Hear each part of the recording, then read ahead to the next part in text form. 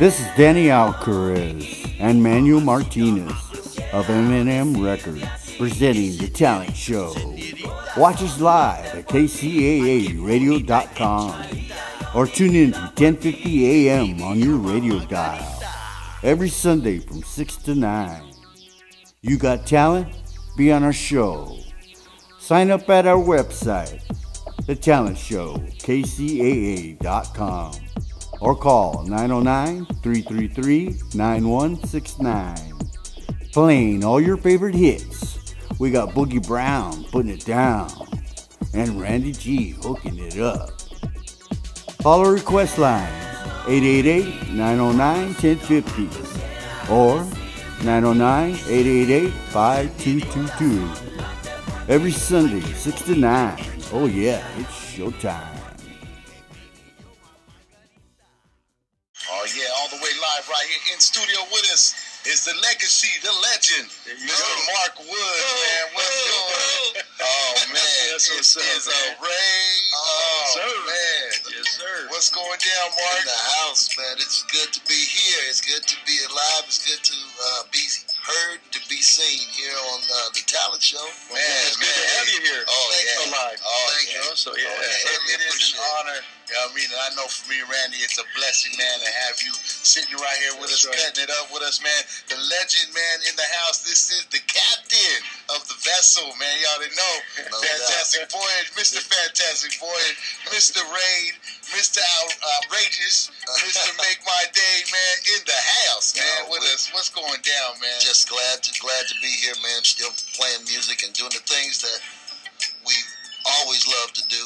And I just want you to know, it's just a pleasure to be here and to be able to talk about the music, the new exciting things that we're doing as well. And of course, these classic things like you just heard, you know, some things like a good wine or a good thing. And it's good to hear that record, you know, and it still sounds that good.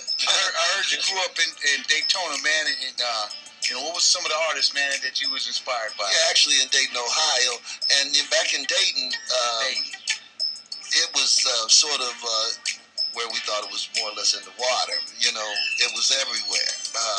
My block from the time I was a child, 4 or 5 years old, was the Ohio Players with 4 houses down across the street.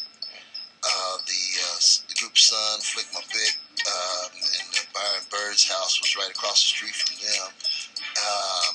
Thomas Will and William Shelby, they played with me and played with later with, you know, wrote many great songs. William Shelby wrote songs from my album as well as great songs like The Beat Goes On the Second Time Around. Great songs. Talent was on the street when we woke up in the morning and beating the drums, beating the garbage cans at first, you know. So it was very special to grow up in a town that had so much natural talent, and we just thought it was everywhere. Though it was because everybody had a basement, and if you had a basement, you had a place to set up, and so that's what we spent our days. A lot of times going from one basement to another basement, watching groups. Practice, sitting in on a practice. That's what we call it, sitting in on a practice.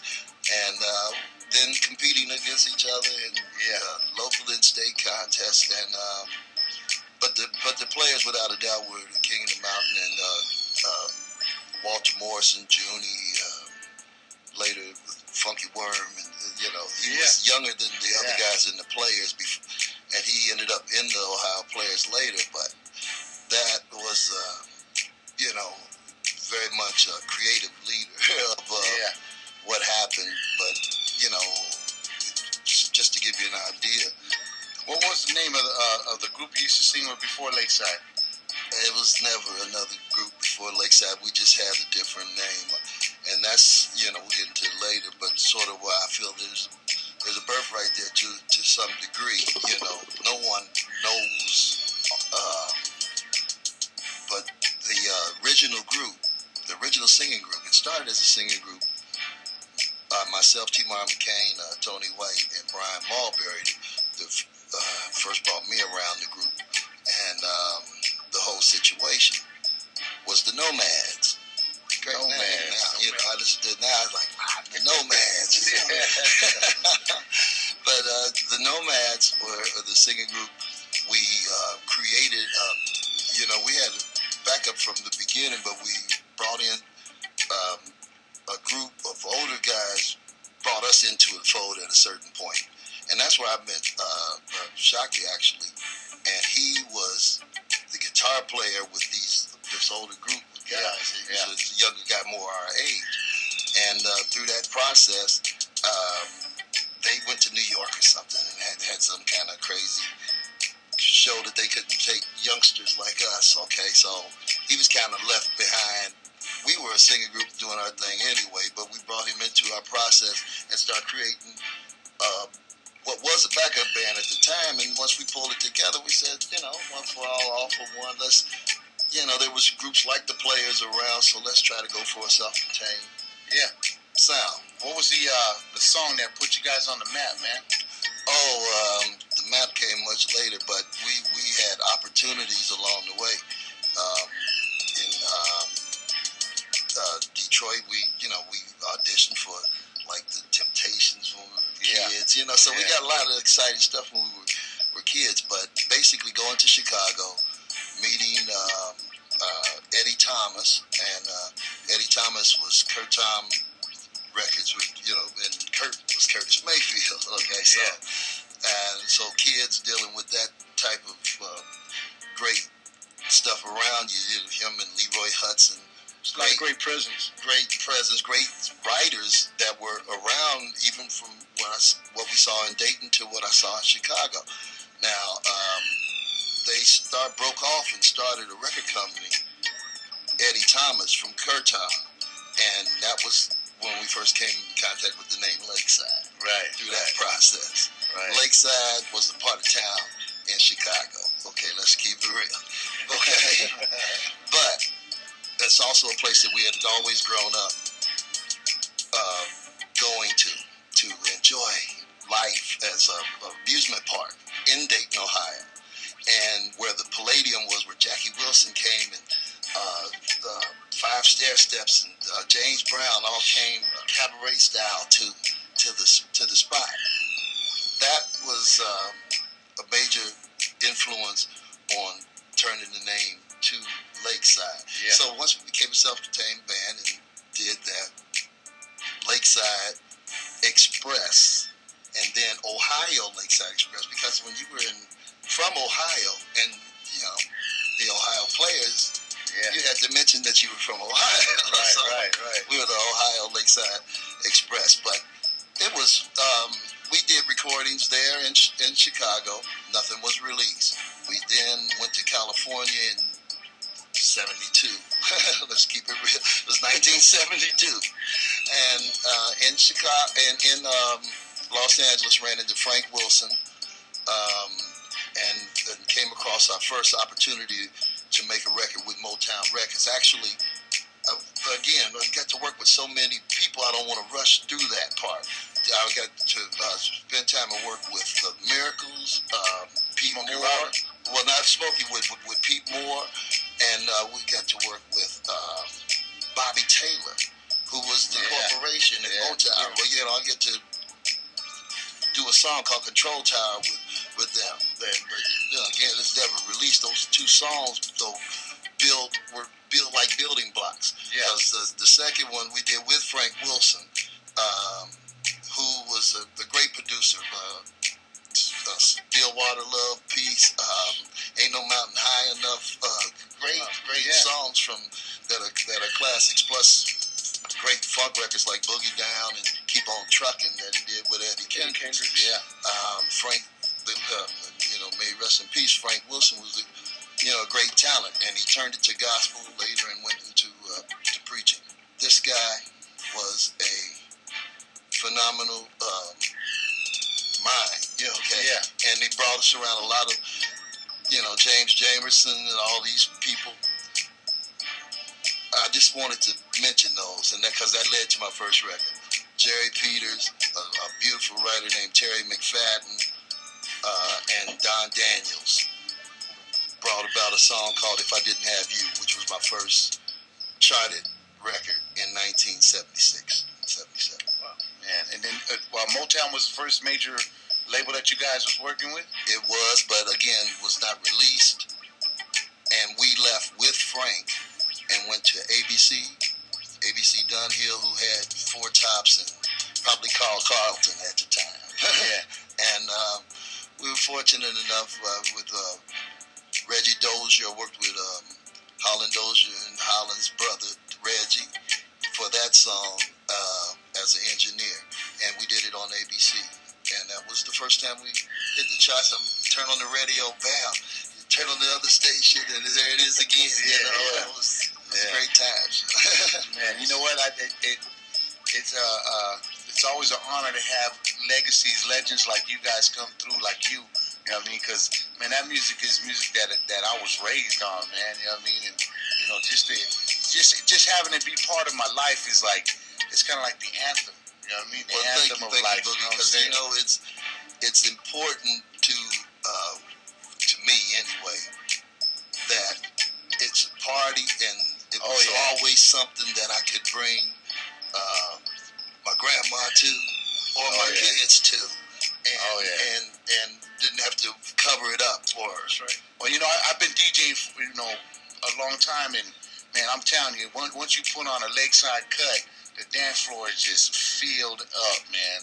You know what I mean? And that goes to prove and show, like, you know, how the music is that you guys created, man. Everybody be feeling it, man. I'm telling you. So when you throw on that record where everybody decides to sit down, then you throw on a Lakeside record and get everybody back on the dance floor, right? Yeah. That's how it works. And the odd thing, the odd thing about that is we never thought of as a dance group, and really it was the kind of the thing that held us back through our heyday. Yeah. Was that beat per second concept that was going on wasn't necessarily with our music. We was playing funk and feeling and trying to have, you know, full arrangements with melodies. Actually, Fantastic Voyage,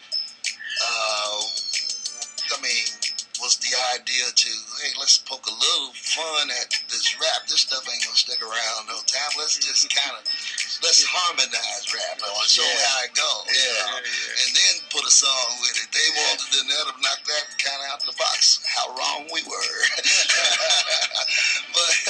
But you know what? Fantastic Voyage has lasted through the times also. It became like the original rap record because, I mean, really, that incorporated those elements. Yeah.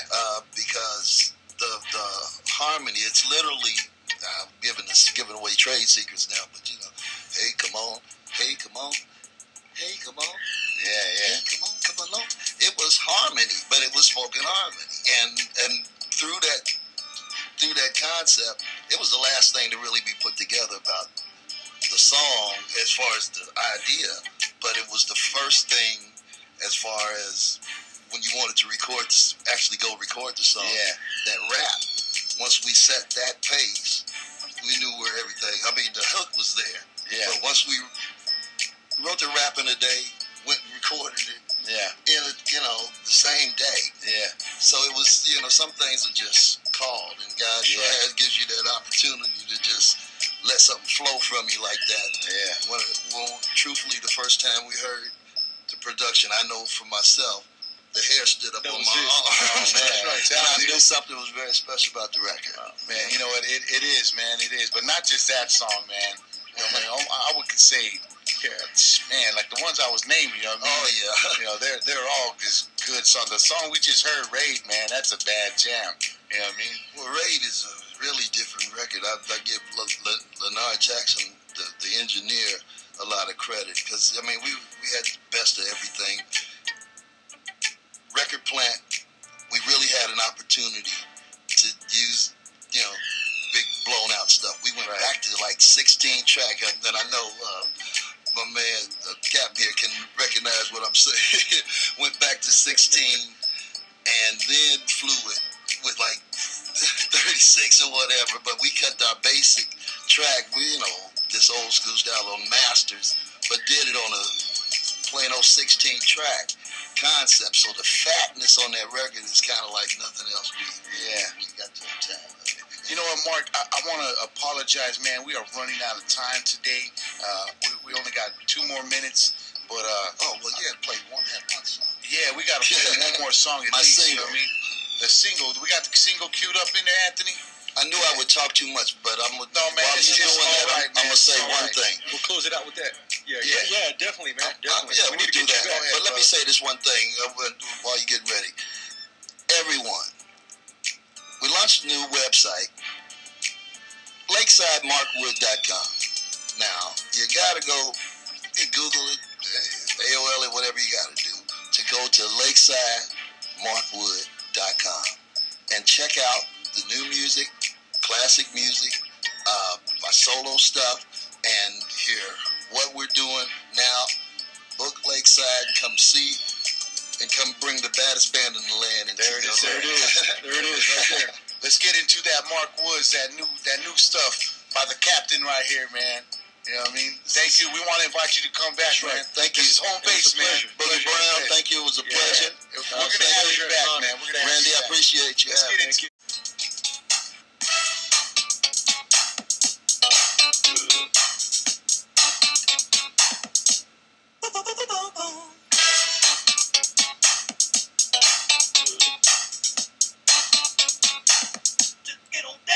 I'm the CEO of Funk Incorporated. When it comes to fun, hey,